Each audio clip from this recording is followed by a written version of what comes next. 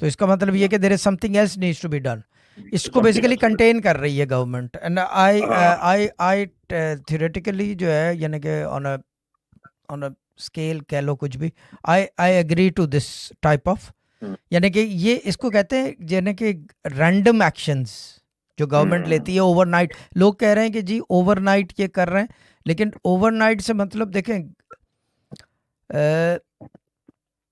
जो हमारा दीन है ना, इस्लाम, रूहानियत में जो है, स्पिरिचुअलिटी में, ठीक है ना, इसके अंदर कुछ चीज़ें होती हैं रैंडम की जाती हैं।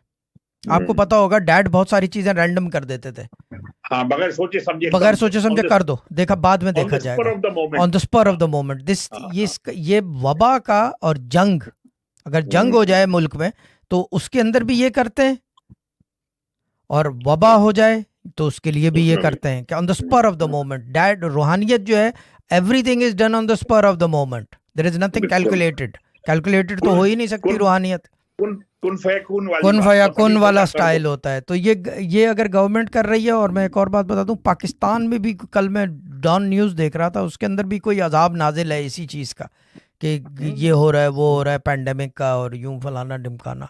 तो ये तो मैंने पहले कहा था कि जिस कश्ती में ये मुल्क सवार है उसी बोट में पाकिस्तान भी सवार है। अच्छा, एक चीज ये हो गई। दूसरी चीज ये है सर कि आज